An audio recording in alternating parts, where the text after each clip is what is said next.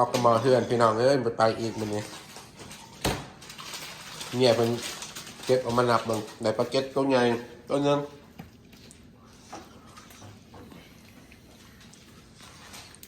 แต่บางวันนี้ที่ได้เท่าไรปลากี่ได้กี่น้องนี่คุณเลิศนี่นะไปจะได้มันนี่เมื่อยมาจับมันเกิดเนี่ยเมื่อยแล้วชวนใส่กับไปนะนายเอาบุกใส่ไปนะตัวใหญ่นี่ครับตัวใหญ่งูตัวใหญ่นี่นะโอเคม้วนมันอยากอันนั้นเลยตอนแรกทำไมใจเย็น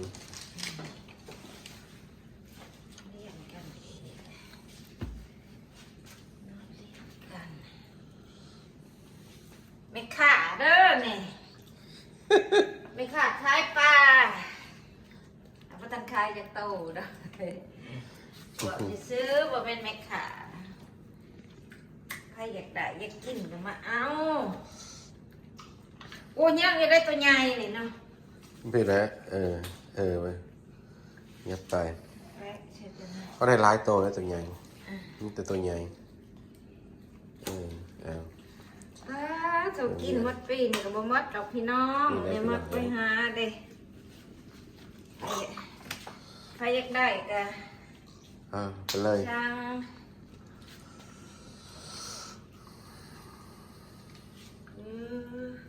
เต้นกันอยู่ลุงพ่อคนนี้อีกตัวหนึ่งเป็นตัวใหญ่นี่เต้นกัน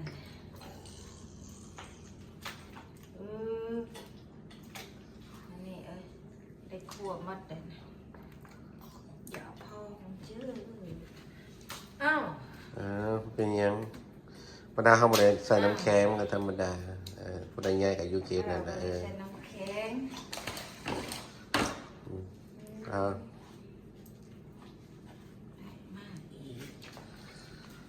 ย่างนี้ได้ตัวใหญ่ค่ะเรียนประโยชน์เรียนนะพี่น้องเบิ้งไว้ได้เท่าใดจะโตพี่น้องเบิ้งไอเอฟซีเบิ้ง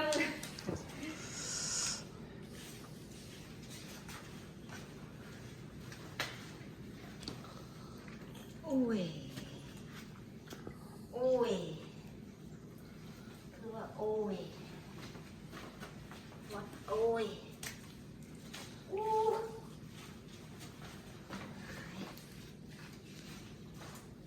มีแต่ตัวใหญ่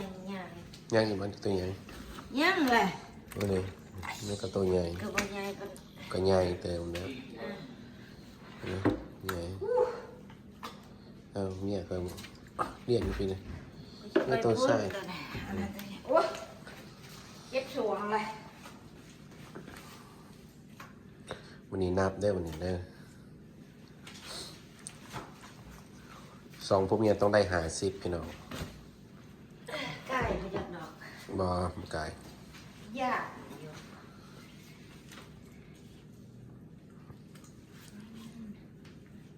โอเคอีกจะตัวอีกตัวนึงน้ำแทนนี่ก็น้ำด้วยดีลองแบ่งนับแม่มาจากนับแต่ปลานางเด้อมีแต่ปลานางหลายก่อนก็นั่งก็ได้เป็นยังนับไป1 2 3 4 5 6 7 8 9 10 11 12 13 14 15 16 17 18 19 20ไป40เลยได้แต่46โตได้ก็46โต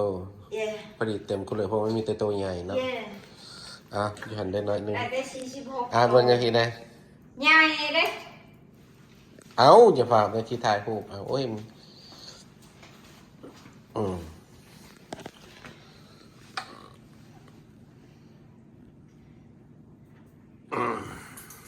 ขายปลา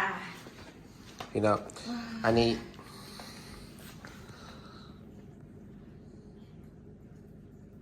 สำหรับมื้อนี้เด้อพี่น้องเด้อจักชั่วโมงเฮาไปฮอดพุ่นจักโมง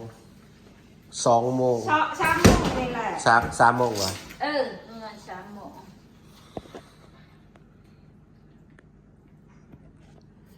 3 โมงนี่ปลาได้แต่ปลาเก็ตตัวเดียวมันท่านตายนะเพราะว่าผูกเพิ่นเอาไว้ บ่มันมาตาย โอเคเอาฝากพี่น้อง ฝากจังได้ล่ะ ฝากกันได้พี่น้อง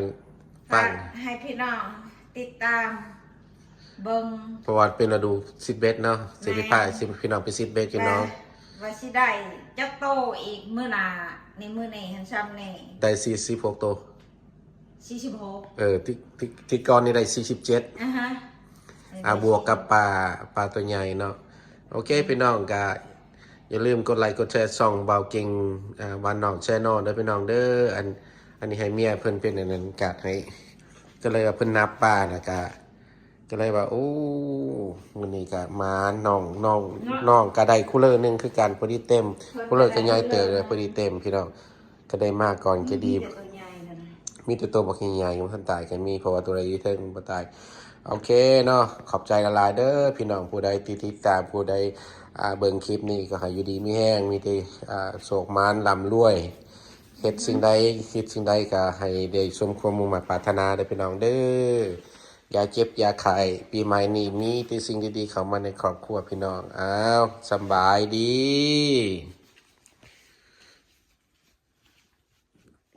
มันเลิกเด้ เอาคงไปแล้ว ผีมันบ่แตก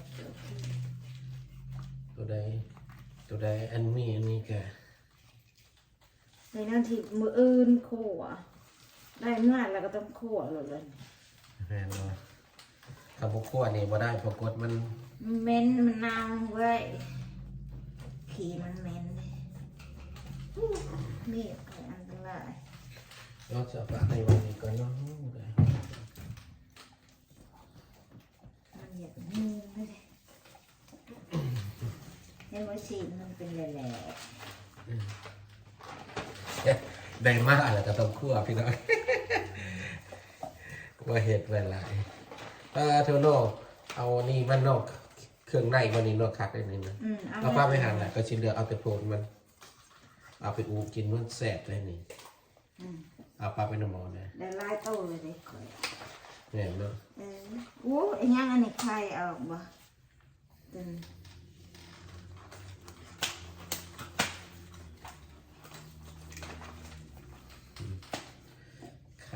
ไข่มันก็มี ยกผีมันบ่เนี่ย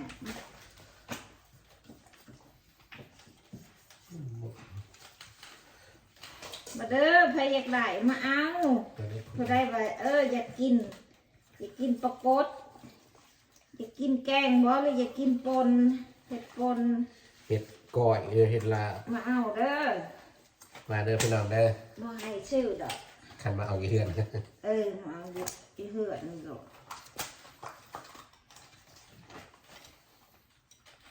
แล้วก็ล้างออก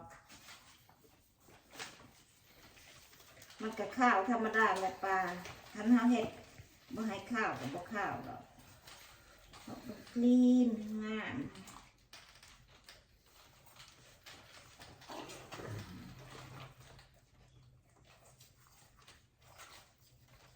โอ้มีตัวใหญ่ เดียว มีแต่ตัวใหญ่เลยพี่น้องมันมีนิดหน่อยนึงนี่ โอ้ใส่ชิ้เต็มมันนะไปสามนะนั่งหยอกก็ได้เลย ไปเอาตังค์นะ อย่าพวกควนตัวเองนะ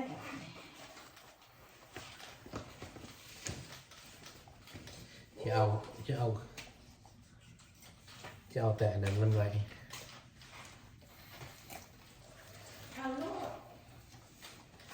แต่ว่าที่โบได้เฮ็ดวันนี้เราแต่ว่าที่ใส่ตรงในกระติกเย็นไว้แกะที่ปาดเอาไปตรง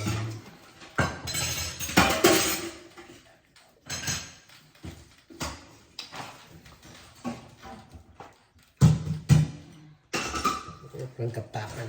แต่เพราะว่าพ้นตกเนาะเอาจะทีมชาติ มันไม่จะพักเฉย โอ้ยเป็นยังกับพี่น้องตามเจ้า นี่จะพักซื้อว่าจะป้ามาไหวไหมลายโตเลยที่แล้วกันเลยมะเตียวนึงขวด มีงั้น เดี๋ยวไว้ในซิ่งนี่แหละก็ล้างไว้ไปน้ จะตัวนั่งเนาะ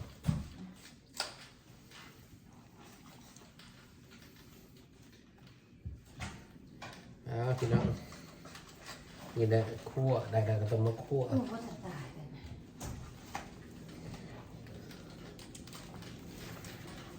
โตใหญ่ใหญ่โพดกินมดบ้านไหน